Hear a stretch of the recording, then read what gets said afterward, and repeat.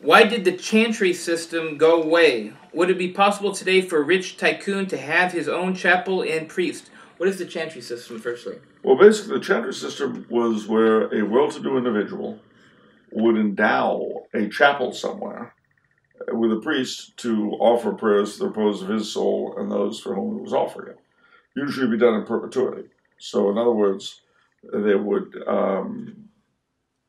endow a chapel, which would come with an endowment, so there was always money. And that endowment would pay for the salary of a priest who would chant the Mass then. Okay, so why would that be needed? Because you said cities would sprout up around churches, is that correct? Yeah. That's what made the city back in the day. Yeah. So why would one parish for a city be insufficient? Well, don't forget that they weren't just talking about a single parish. A lot of side altars in those churches were chantry altars.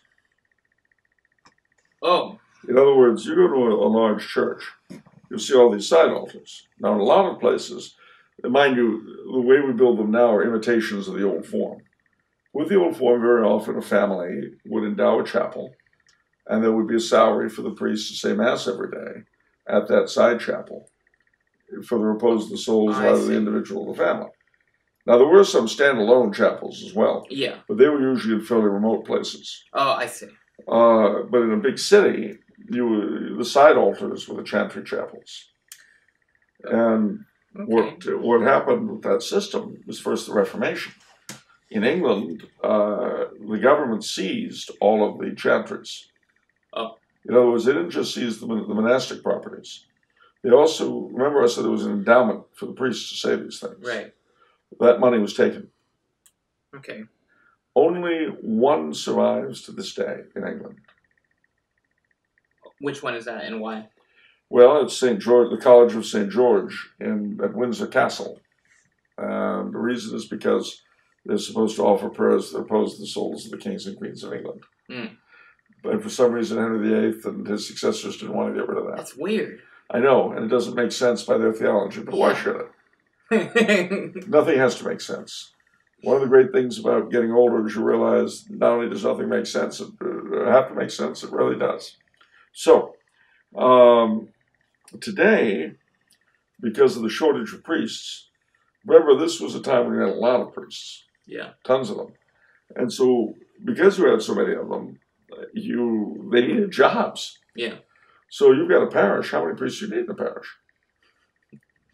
I see. Yeah. So it seems like the chantry system is a function of a priest surplus rather than a deficit. Exactly. Priest for hire. Priest for hire.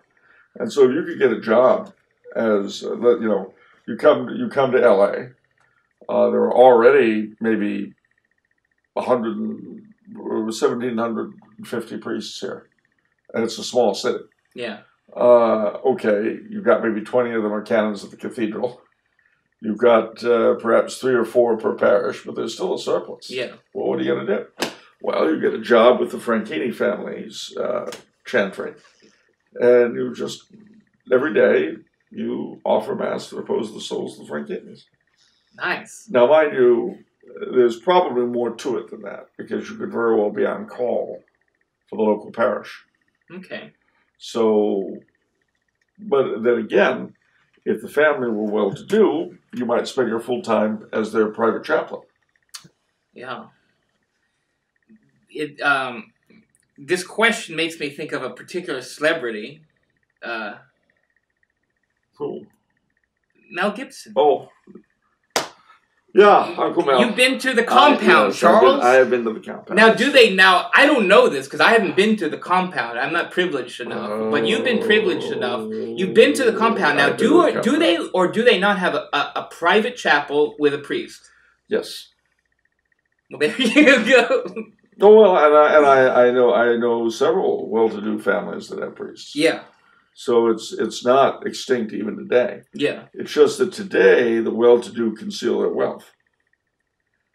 The well-to-do conceal their wealth? Yeah. What does that mean? Well, it means that if they have a private chaplain, they generally don't talk about it. Oh. I mean, one of my favorite examples of the way the class system is hidden in America. If you say, if you're in a group and you say, has anyone here heard of Hearst Castle in San Simeon? Everyone's heard of it. Yeah. And that's nice, but have you ever heard of Wintoun? They all stare. No. Well, Wintoun still belongs to the Hearst family. That's why you've never heard of it. It's up in the Sierra Nevadas. And basically, William Randolph Hearst, what Hearst Castle was for Spanish monasteries, Wintoun is for Bavarian lodges. It's huge. But it's still in the hands of the family. Yeah. So you've never heard about it.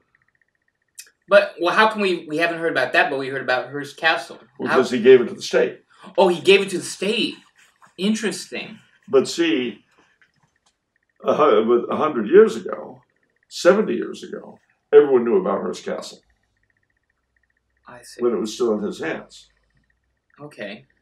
Well, and people knew about Wintoun then, too. But now everyone's forgotten Wintoun, and they only remember Hearst Castle because it's in the state, it's a state park. So are you saying that it's a very recent trend for wealthy people to hide this stuff? Okay. Since World War II. Since World War II, that's interesting. Why do you think that happened? In the United States. Why? Well, a combination of things. I mean, it used to be that the lower classes aspired to be and act like the upper classes. Now it's the other way around. It's true. Well, there were a lot of reasons for that. Some of them intended, some of them not. But, nowadays, people of wealth and background and privilege try to ragbag around like any wino on the street. Whereas in days gone by, winos on the street tried to wear jackets and ties and pretend that they weren't quite as low down as they were. Gosh, yeah. That's weird. Well, yeah. Everything is topsy-turvy. Men are women, women are men. Aristocrats are gutter snipes, and gutter snipes are aristocrats. Yeah. Fair is foul, and foul is fair. Hover in the fog and filthy air. What is that from? Macbeth. There you go.